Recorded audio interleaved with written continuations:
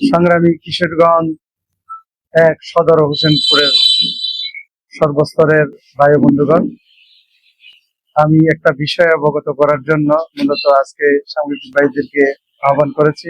আমি আশা করব ইনশাল্লাহ আপনারা সবাই আমার এই সংবাদটা প্রচার করবেন। হ্যাঁ, এই প্রচার করার মধ্য দিয়ে আমাদের আল্লাহ মাহমুদ সাহেবের প্রোগ্রাম তথা রিক্সার প্রোগ্রাম, রিক্সা প্রতীকের যে নির্বাচনী প্রচার আমরা করতেছি, আপনারা অবশ্যই জানেন আমাদের কিশোরগঞ্জের অবস্থা আলহামদুলিল্লাহ যথেষ্ট পরিমাণ আমরা সাড়া পাচ্ছি। মানুষ আমাদেরকে মানে প্রতি এলাকা থেকে ডাকতেছে, কিন্তু আমরা আসলে সাড়া দিতে পারছি না, কারণ যেখানে প্রোগ্রাম হয় সেখানে যেতে পারছি। আর প্রত্যেকটা এলাকায় বিশাল প্রায় 19টার মতো আমাদের পৌরসহ 17টা ইউনিয়ন, 19টা পৌরসহ, সেই ক্ষেত্রে 180টা কেন্দ্র আমাদের, 5,55,000 ভোট। সেই সব বিশাল এলাকা, এক জায়গায় গেলে আরেক জায়গায় যাওয়া সম্ভব হচ্ছে না। তবে যে পরিমাণ আমরা সাড়া পাচ্ছি সেটা আসলে অভূতপূর্ব সাড়া, যে এটা আমরা কল্পনাও করি না যে মানুষ আমাদেরকে এভাবে ভালোবাসে এবং সাড়া দিচ্ছে। বিশেষ করে আমরা যে বাংলাদেশ পরিবর্তন, সঠিক সিদ্ধান্ত, নতুন বাংলাদেশের যে স্লোগান নিয়ে আমরা সারা দেশে কাজ করে যাচ্ছি।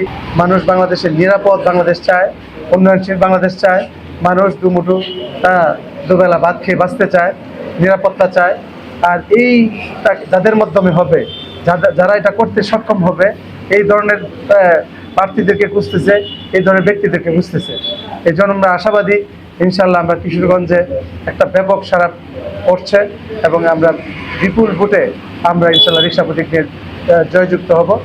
সেটা আপনাদের সহযোগিতা চাই, আপনাদের সহমত চাই। মেসেজ তো বরাবরই উনি যে মেসেজটা উনি দেন সেটা তো দিবেনই, পাশাপাশি আসলে প্রার্থীর মেসেজ তো উনি অলরেডি আগেই দিয়ে রেখেছেন যে আমরা 300 আসনে 300 জন এমপি প্রার্থী দিয়েছি।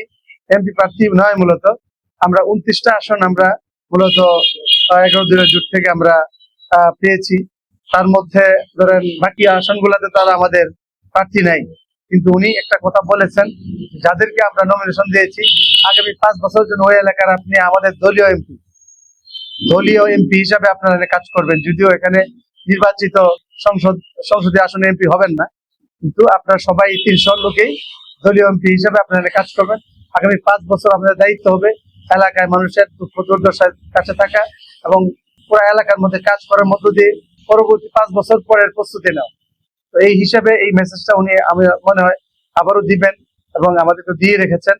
এবং বিশেষ করে উনি যে মেসেজটা সারা বাংলাদেশে দিয়ে যাচ্ছেন সেটা হলো আগামীর বাংলাদেশ যেন কল্যাণের বাংলাদেশ হয়, আগামীর বাংলাদেশ যেন আপনার চাঁদা মুক্ত, সন্ত্রাস মুক্ত, দুর্নীতি মুক্ত বাংলাদেশ হয়, এবং আমরা যেন প্রত্যেকেই বাংলাদেশটাকে একটা উন্নয়নশীল বাংলাদেশ হিসেবে গড়ে তুলতে পারি।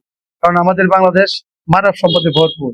সারা বিশ্বের মধ্যে 203টা বা 4টা রাষ্ট্র আছে, তার মধ্যে বাংলাদেশ মানব সম্পদের দিক থেকে 8ম রাষ্ট্র, যেখানে প্রায় 18 কোটি মানুষ। অথচ আমাদের থেকে 107 গুণ বড় রাশিয়া, সেখানে মানুষের সংখ্যা মাত্র 14 কোটি। তো এই হিসাবে মানুষের মানব সম্পদ আমাদের ভরপুর। 1.5 কোটি মানুষ বিদেশ থাকে, রেমিটেন্স পাঠাচ্ছে, কিন্তু ওই যে টাকাগুলো পাঠাচ্ছে সেগুলা কিন্তু আমরা এই বাংলাদেশ থেকে বিদেশে পাচার করে ফেলছি। যারা আমলারা, মন্ত্রীরা, বিভিন্ন ধরনের যারা দায়িত্বশীল আছেন, যে কারণে দেশের উন্নয়ন হচ্ছে না। তা আমরা আগামী দিনে যে মেসেজটা উনি দিচ্ছেন সব জায়গায়, যে আমরা যদি ক্ষমতায় আসি তাহলে 1টি টাকাও বাহিরে পাচার করার সুযোগ আমরা দেব না। আমরা নিজেরা সৎ থাকবো, অন্যদেরকে আমরা সৎ রাখবো এবং কাউকে দুর্নীতি করতে দেব না। এক কথায় মানুষের যা চাওয়া পাওয়া আছে সেই চাওয়া পাওয়াটুকু আমরা পরিপূর্ণভাবে পূরণ করার আমরা চেষ্টা করবো।